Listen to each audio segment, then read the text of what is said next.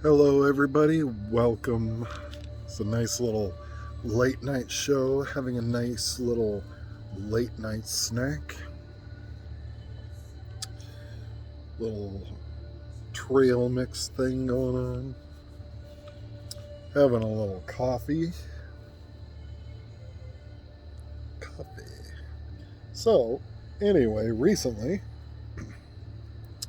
I went to go see the movie Demonic, which stars nobody really in particular that's well known, but it's directed by Neil Blomkamp, who did great movies like District 9 and Chappie, and I really, really love both of those movies. Now, this movie is a film about a woman who had a bit of an estrangement from her mother for a long period of time.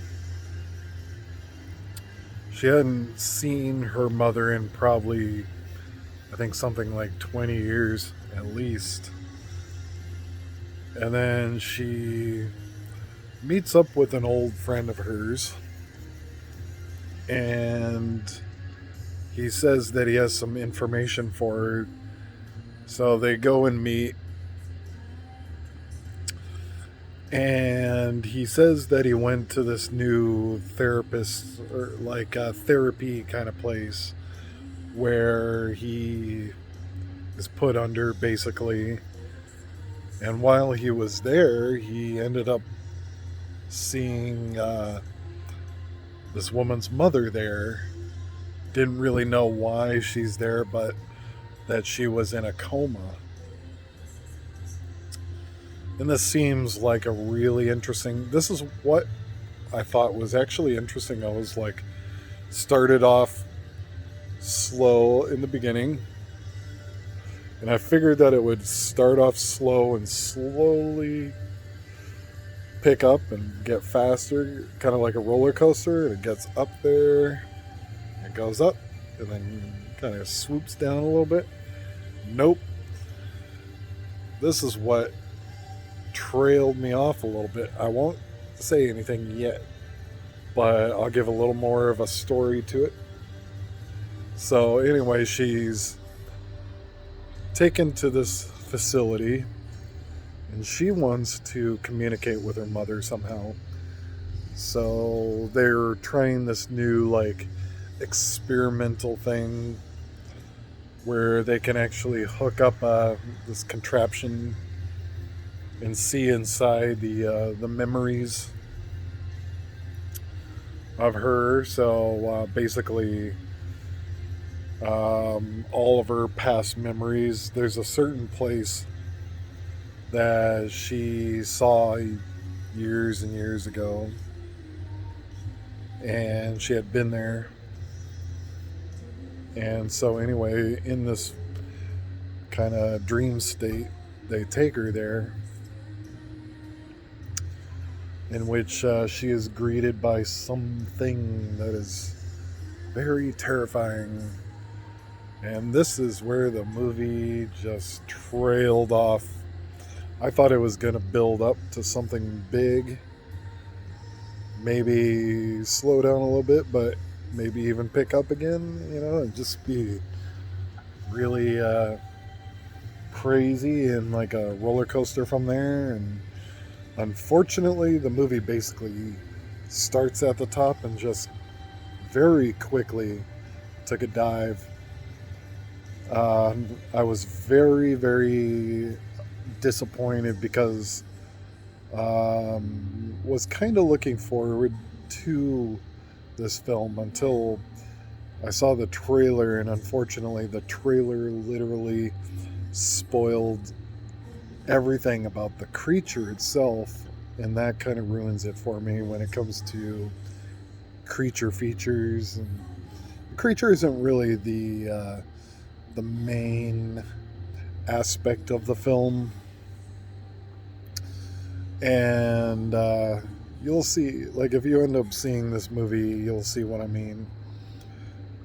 The creature shows up too early, I thought, in only an hour and 40 minutes or something like that.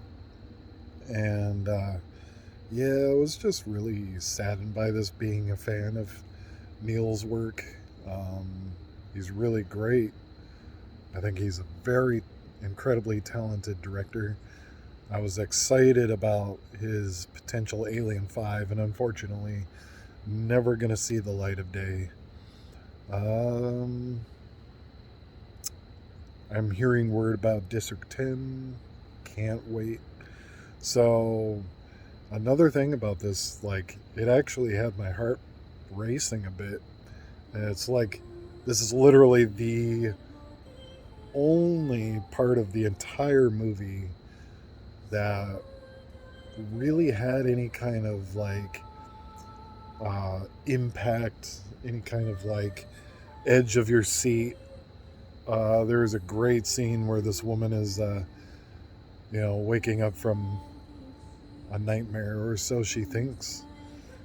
And she's hearing a pounding on the door, and it turns out it's her best friend. And she comes to the door and she's like, I just had this funny feeling like something is wrong. But you're like, how would she know that something is wrong? How would she have this, kind of intermediate connection? How, like, how does she know something is deeply disturbing? So anyway, she's, they're having tea together because they never said anything about like, does she drink or not? But it's like, no, she has a cup of tea and, stuff like that. Anyway, so, the friend goes, oh, I have something I want to show you. And right then it gets a little bit creepy. And then she, the friend, the main character, she's like, what are you going to show me? What are you doing? And it was interesting. But then the woman starts kind of like demonically laughing, and puts on this mask. And at that point, yeah, my heart was pounding a little bit, but that was like literally the only part of the entire movie that was remotely scary or edge of your seat material, I guess you can say. And because honestly, this movie was not scary at all, other than that. And that wasn't even really terrifying. It was a little bit scary, but it wasn't terrifying. And then at that point, it just trailed on. This whole movie has like, other than a few extras here and there, there's only like 6 people in the entire movie, which is cool. I mean, it's a low budget film. They made this film, and I give it credit for this, during the lockdown that we had. They made this movie very independently. This is really the first time Neil has done anything without the work of his studio. And it honestly kind of shows that he probably needs a studio to work with him, because I really feel like this movie was done very amateurly. Like give me a couple cameras and I could have made this movie. Even though, I have a little bit of background, but, Neil is a pretty accomplished director by now. And I felt kind of sad, and like, what is his future going to be? What if he had made Alien 5?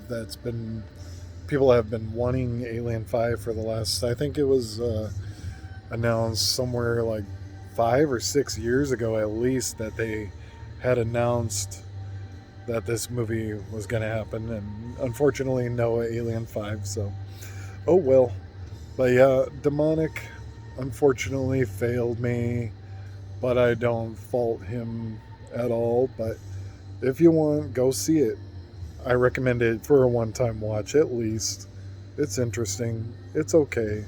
I mean, it's okay for a one time watch, but I didn't think it was the greatest movie. I don't hate it, but I didn't love it. So, on a scale of 1 to 10, I give it a 4 for its effort. You know, probably won't ever have it in my collection. It was all right. It was okay. So, go and at least give it a watch. Check it out. All right. Thank you.